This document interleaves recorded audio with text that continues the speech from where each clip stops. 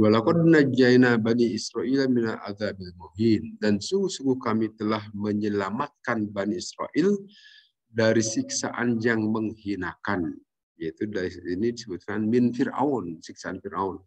Kita ketahui Bani Israel itu memang tinggal di Mesir sejak zaman Nabi Yusuf alaihissalam. Karena saudara-saudara Nabi Yusuf diajak pindah ke Mesir oleh Nabi Yusuf. Kemudian mereka beranak pinak. Nah, waktu Nabi Yusuf jadi pembesar, mereka baik-baik saja, tidak ada masalah. Dimuliakan juga Bani Israel itu.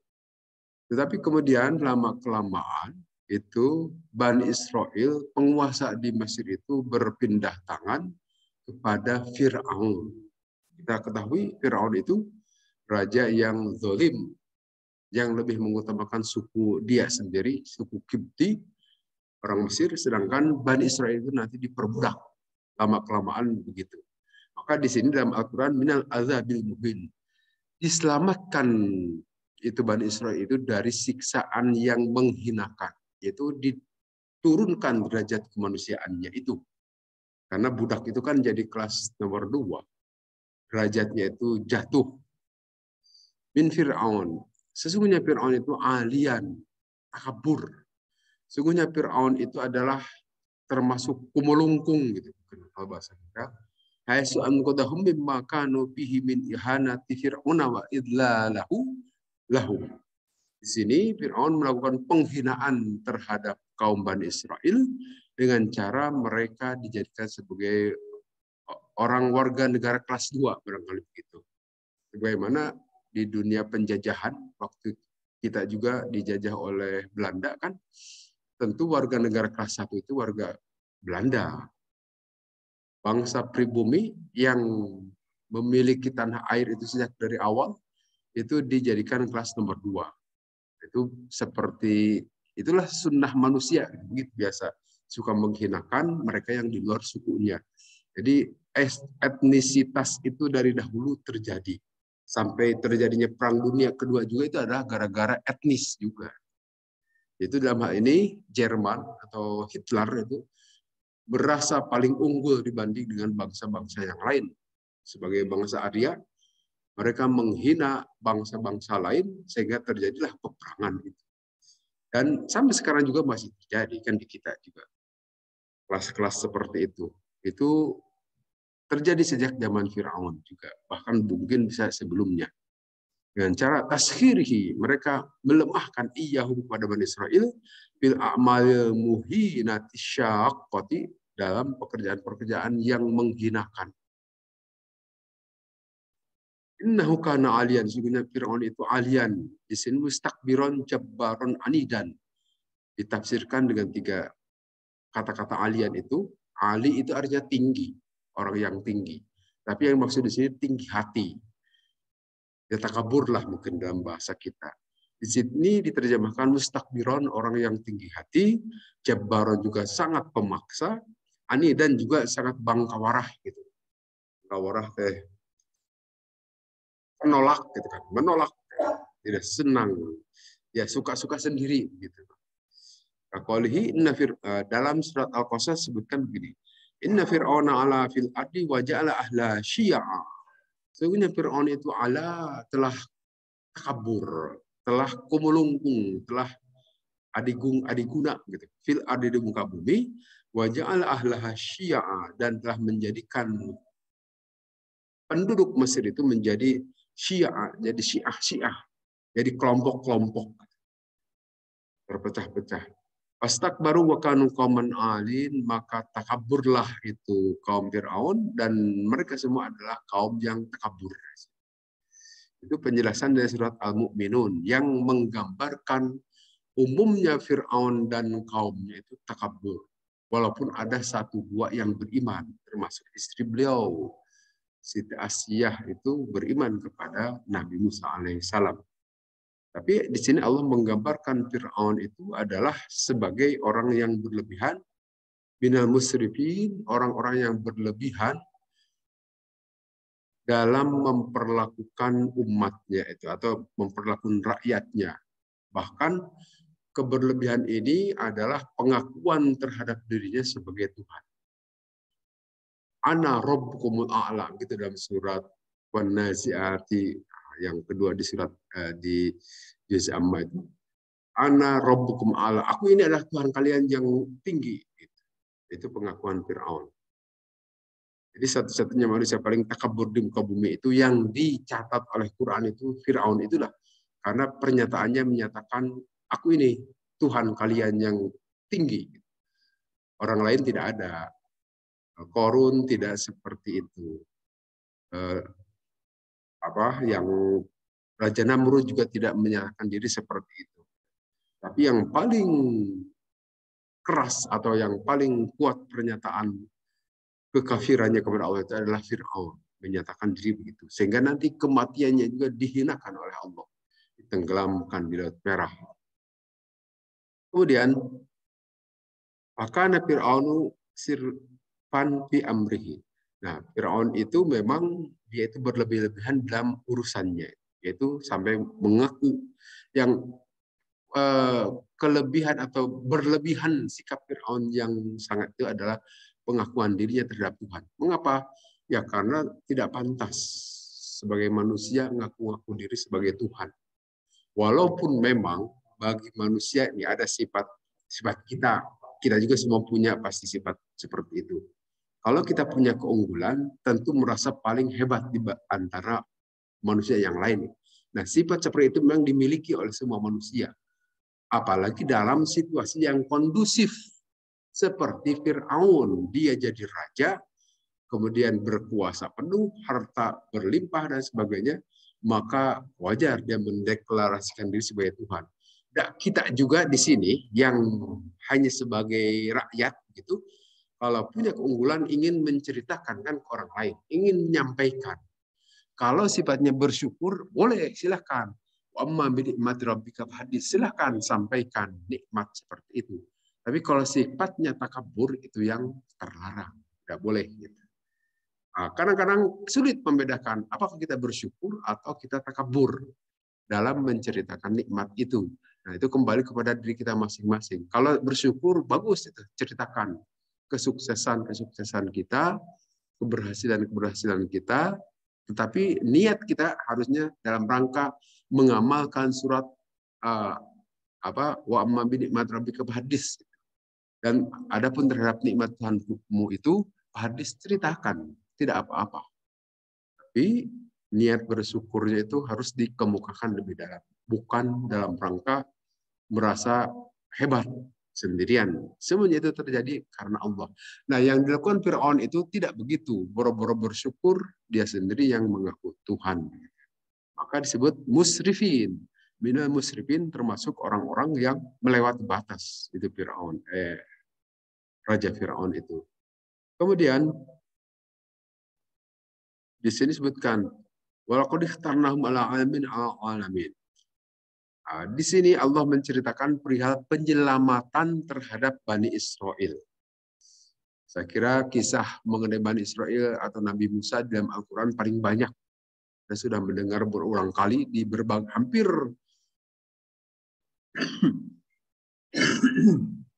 di surat-surat itu cerita tentang Nabi Musa alaihissalam itu demikian banyak. Di sini diceritakan lagi, kami telah memilihkan Bani Israel itu berdasarkan pengetahuan kami sebagai manusia-manusia pilihan pada zamannya. Pada zamannya mereka itu sebagai orang-orang yang Allah pilih sehingga diunggulkan terhadap alamin, terhadap alam yang lain. Di dalam Al-Quran juga disebutkan seperti ini. Di surat Al-A'raf.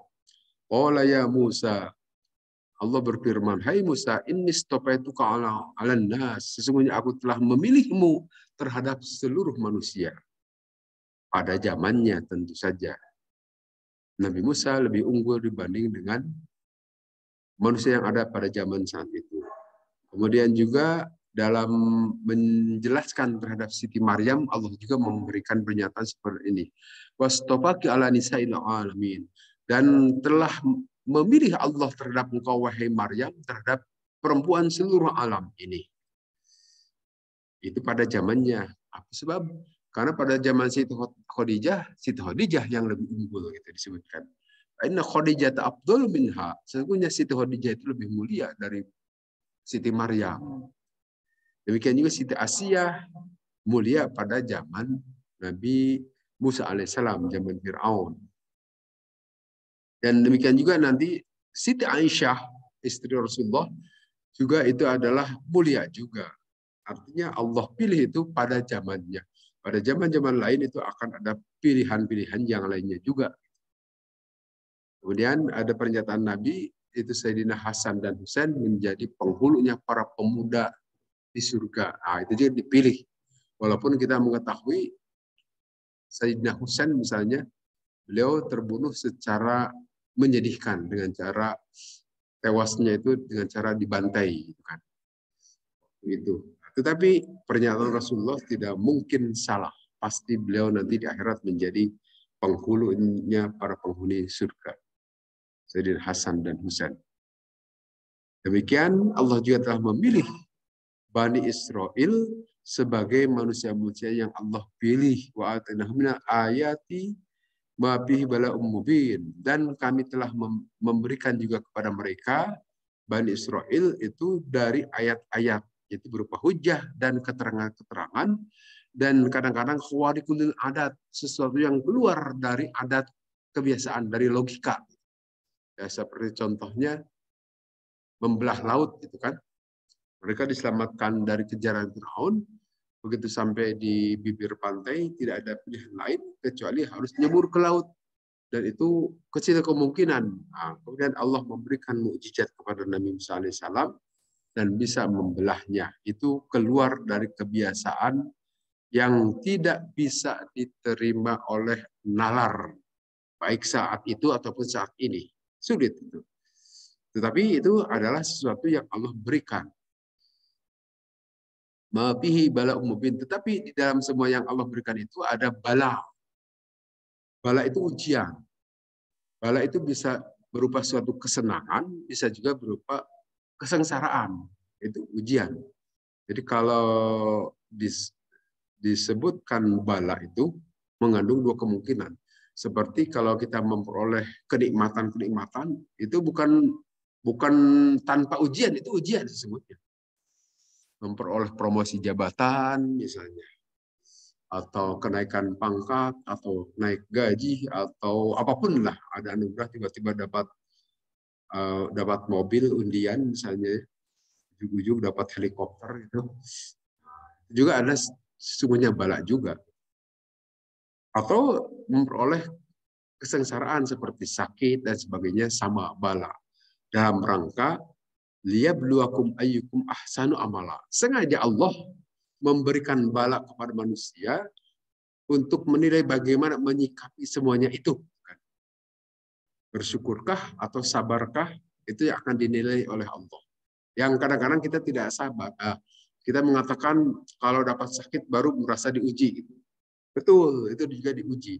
Tapi mendapat kenikmatan juga itu ujian sebetulnya. Tiba-tiba dapat anugerah demikian banyak, dapat anugerah di rekening tiba-tiba dapat 1 triliun misalnya. Ada yang salah transfer gitu ya. Nah, itu juga adalah sesuatu yang bala juga dari Allah. Bagaimana kita menyikapinya? Nah, tentu itu yang akan dinilai oleh Allah. Kemudian Bani Israel pun demikian. Banyak Allah berikan bala kepada Bani Israel, yaitu penyelamatan dari Fir'aun juga suatu bala sesungguhnya. Di situ kesenangan diselamatkan dari perbudakan sehingga bisa menjadi manusia merdeka. Tetapi kita tahu dari sejarah yang sudah diceritakan sebelumnya, itu tidak selalu bersyukur itu Bani Israel terhadap nikmat Allah itu. Sehingga setelah diselamatkan dari Fir'aun malah menjadi manusia yang terlunta-lunta. Diaspora sampai saat ini. Tidak punya, sebelum tahun 48 mereka tidak punya negara. Orang Yahudi itu tersebar-sebar, ada yang di Eropa, di Afrika, di Iran, di Amerika, di mana-mana. Baru tahun 48 mereka merebut Palestina dijadikan negara. Tetapi itu tidak masalah sampai sekarang. jadi persengketaan terus. Ya, karena sikap yang selalu membangkang terhadap ketentuan Allah. Mereka itu dipilih, tetapi mereka sendiri adalah anid, bangkawarah. Inna haulai la yaqulun. Sungguhnya mereka orang-orang musyrikin di sini, Allah berfirman menolak terhadap orang ala musyrikin karihim al-ba'sa wal ma'ada, terhadap keingkaran mereka akan terjadinya kebangkitan dan juga kembali mereka ke hadirat Allah. Wa annahuma sama illa hadzal hayatid dunya. Nah, orang-orang musyrikin itu meyakini kehidupan ini hanya sudah selesai di dunia ini saja. Kita mati beres saja, tidak ada persoalan.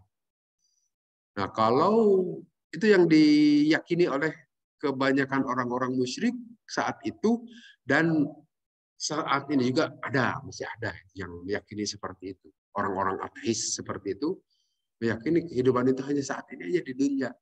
Tidak ada kehidupan akhirat, tidak ada balasan. Persis seperti matinya ayam. Begitu mati ya selesai ya urusan. Tidak ada urusan yang lain. Tetapi di sini sampai mereka menyatakan, coba kalau ada kehidupan nanti, ada kehidupan setelah kematian itu, datangkanlah nenek-nenek moyang kami yang dahulu pernah hidup di muka bumi ini, sekarang mana? Tidak pernah kembali. Waktu bi'abaina in kuntum shadiqin.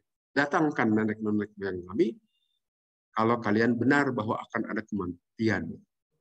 Wala hayata ba'dal maut, dan tidak ada kehidupan setelah kematian, wala ba'sa wala nusyura, tidak ada kebangkitan, tidak ada dibangkitkan. Wahtajuna bi abaihim, mereka beralasan dengan nenek-nenek moyang mereka yang dahulu telah pergi dan alam ya tidak pernah kembali. In kana al-ba'su haqqan, jika kebangkitan itu benar, fa'tu bi abaina, datangkanlah terhadap nenek-nenek moyang kami. Ini adalah hujjatun batilatun wa syubhatun fasidatun. Itu merupakan hujjah yang batil, yang tentu saja salah, dan syubhat yang menyalahi. Tidak seperti itu. Innal ma'ada innama huwa yaumil qiyamah, karena balasan itu akan terjadi nanti pada hari kiamat. Jadi seperti yang kita ketahui, kehidupan dunia ini adalah di dalamnya ada kenikmatan, ada kesengsaraan, campuran keduanya. Ada suka, ada duka, bercampur suka dan duka itu. Kemudian kalau sudah kehidupan, jangankan nanti di alam akhirat, di kubur saja, di alam kubur itu hanya ada satu macam yang kita dapatkan, kenikmatan atau kesengsaraan. Nah, yang dipersoalkan yang kan di alam dunia ini. Di dunia ini yang bisa menikmati kesukaan dan kedukaan itu adalah mereka yang masih hidup. Kalau yang sudah meninggal ya sudah beda alam. Yang hanya bisa menikmati satu macam kenikmatan atau siksaan. Tentu karena beda alam, beda juga cara perlakuan Allah. Nah, kalau ingin mengetahui, mati dahulu. Dia akan tahu bagaimana rasanya siksaan dari Allah atau kenikmatan yang Allah rasakan. Atau kalau sesuai di sini dijanjikan akan memperoleh balasan, harus terjadi kiamah dahulu. Tetapi kiamah ini karena kehancuran total seluruh alam, sehingga tidak dikaitkan dengan kepentingan orang-orang musyrikin saja, tapi kepentingan seluruh alam semesta ini, sehingga sesuai dengan perhitungan Allah kapan terjadinya. Dan ini sudah disampaikan sejak zaman Nabi. Sampai sekarang belum terjadi itu kiamah. Nah, kalau dihitung belum lama, kita kan baru 1400 tahun. Baru saja kehidupan atau diutusnya Nabi Muhammad SAW kepada zaman kita ini. Nah, padahal kalau kita lihat, apakah akhirat itu ada? Saya kira pengalaman hidup kita sehari-hari di dunia ini kan bisa meyakinkan bahwa ada kehidupan alam gaib itu. Ada kehidupan yang di luar pengetahuan kita, yang di luar penglihatan kita. Seperti ada makhluk-makhluk yang tidak bisa kita lihat. Itu tanda bahwa kehidupan gaib itu ada. Banyak buktinya kan, ada jin marakayangan gitu kan. jin-jin nakal itu. Ada orang meninggal, kemudian mereka itu sebetulnya jin, itu adalah kehidupan alam gaib yang kita tidak bisa melihat, tetapi ada pengaruhnya. Artinya ada kehidupan di balik alam nyata ini. Jadi agak sulit juga bagaimana mereka kok mengingkari kehidupan alam gaib, padahal dalam kehidupan sehari-hari saja diyakini adanya itu ghost, adanya takhayul dan sebagainya. Kepercayaan terhadap sesuatu yang tidak kita lihat sehari-hari. Karena mengapa itu dipercayai? Karena ada fenomenanya. Kalau fenomenanya ada, berarti ada itu kehidupan di luar alam dunia ini. Kemudian di ayat ini dilanjutkan, ahum khairun am qaumu tubba. Apakah mereka Bani Israel itu lebih baik atau lebih baik kaum Tubba? Di sini ceritakan mengenai kaum Tubba. Kaum Tubba itu adalah orang-orang yang tinggal di Yaman dan menjadi gelaran bagi raja-raja yang berkuasa di Yaman saat itu. Itu gelaran raja yang berkuasa di Yaman itu Tubba. Sama seperti Fir'aun, itu adalah gelar bagi raja yang berkuasa di Mesir.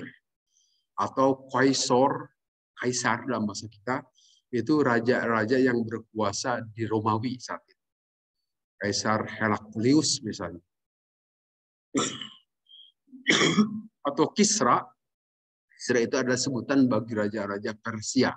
Nah, Tubba ini adalah gelar raja yang berkuasa di Yaman. Jauh sebelum diutusnya Nabi Isa bahkan. Dan sebelum diutusnya Nabi Muhammad SAW. Nah, tetapi keanehannya begini, kaum Tubba ini kaumnya itu umumnya pada kafir. Mereka tidak percaya kepada Allah. Tetapi rajanya itu termasuk raja yang soleh. Sama seperti Raja Najasyi. Raja Najasyi itu juga gelaran bagi raja-raja Ethiopia.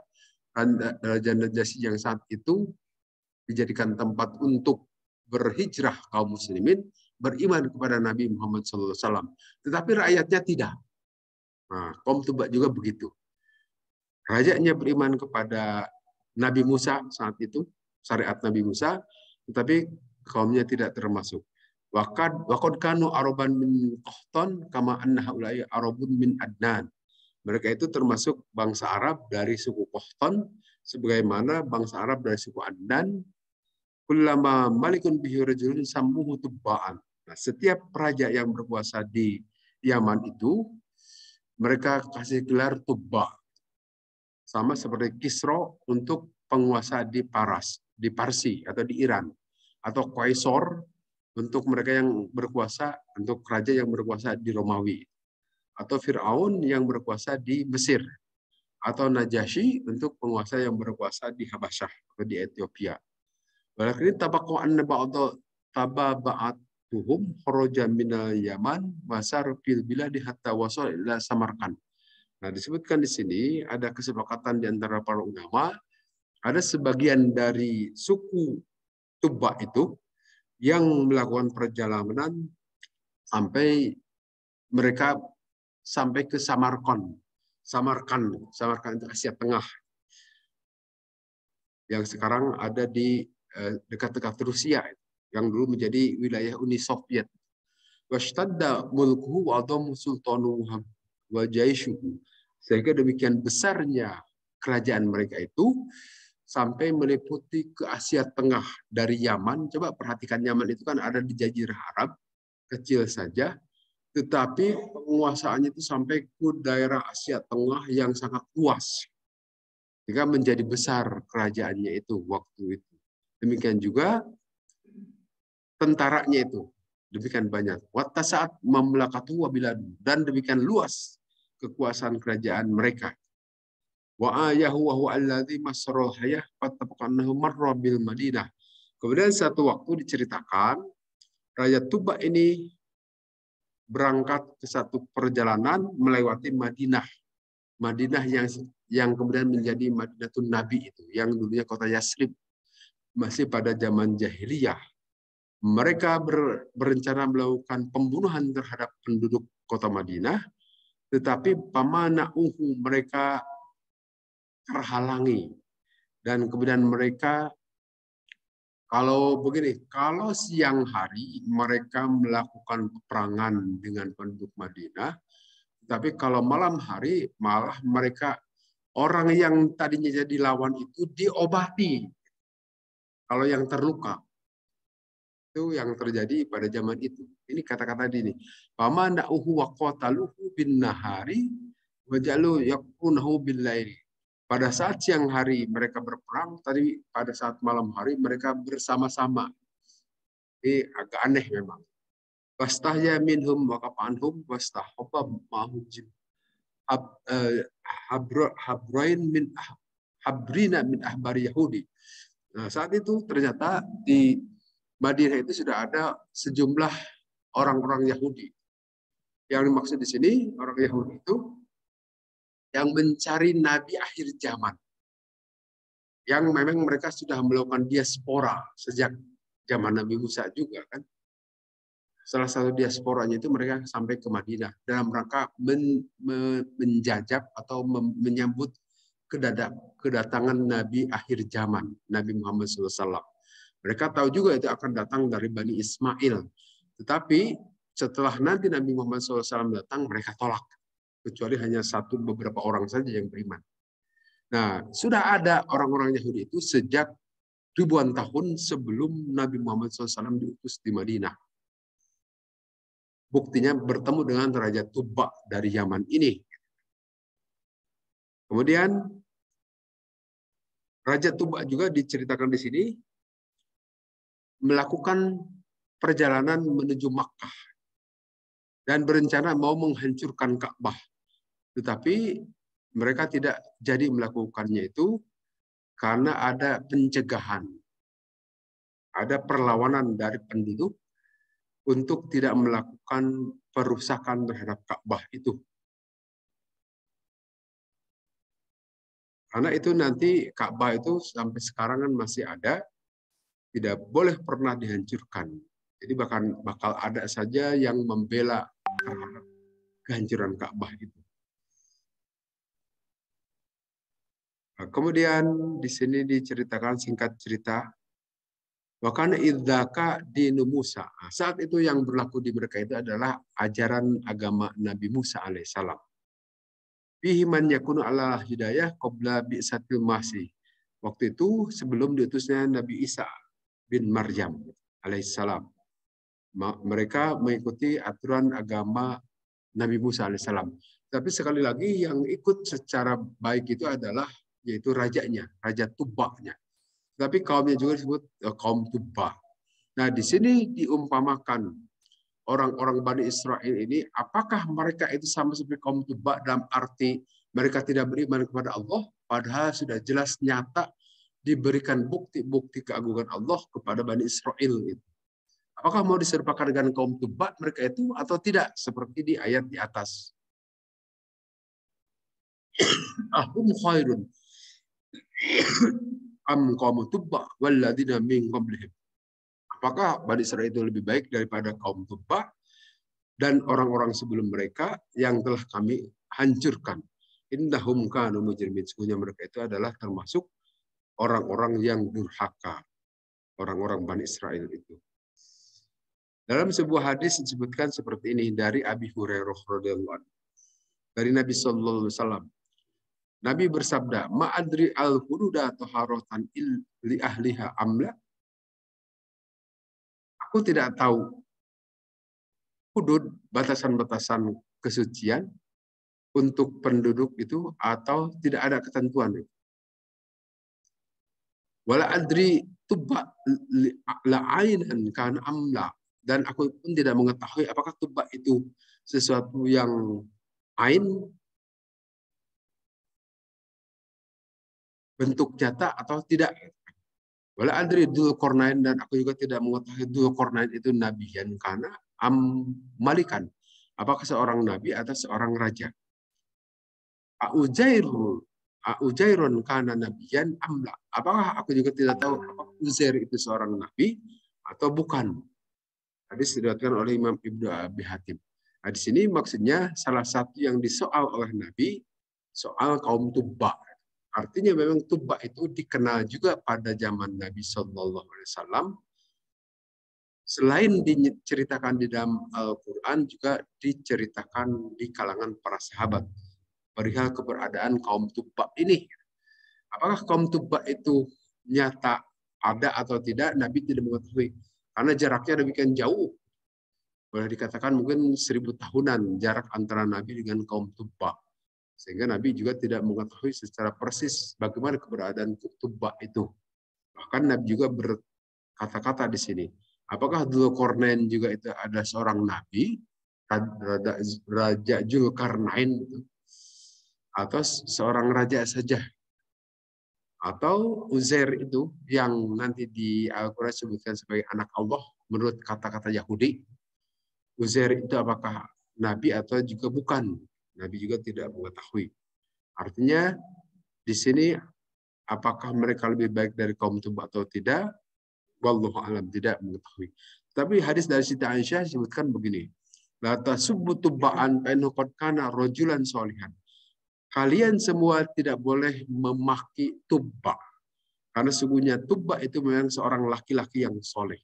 Artinya seperti tadi disebutkan. Tubba itu adalah di sini sebagai raja. Kalau sebagai raja, memang dia itu sebagai orang yang beriman kepada Allah. Raja yang soleh. Tetapi kaumnya tidak beriman. Sehingga berdasarkan teori ini, gugur juga pernyataan bahwa apabila raja telah memeluk satu agama, rakyatnya akan ikut-ikutan. Ternyata di kaum Tubba dan di Raja Najasyi tidak berlaku. Kaum Tubba itu beriman, rakyatnya tidak juga. Demikian juga Raja Najasyi beriman, rakyatnya tidak juga. Padahal dalam beberapa cerita dalam sejarah kita, perpindahan agama satu negara itu harus didahului oleh keberimanan atau rajanya itu yang memeluk agama itu. Raja itu memengaruhi rakyat. Ternyata di kaum dahulu tidak begitu. Walaupun ada benarnya juga beberapa hal mungkin ya. Untuk di sejarah Indonesia. Kalau di sejarah Indonesia, rajanya menganut Islam, maka rakyatnya jadi Islam semua. Dan demikian juga di tempat yang lain. Tapi khusus untuk di kaum Tubba dan di Raja Najasyi tidak terjadi. Demikian juga dalam hadis yang lain Rasulullah menyatakan, la tasubut tubba'an fa innahu qad kana aslam. Kalian semua jangan mencaci Tubba, karena sesungguhnya Tubba itu telah masuk Islam. Demikian juga dalam hadis yang lain sama. Kemudian di hadis atau ayat-ayat Quran terakhir.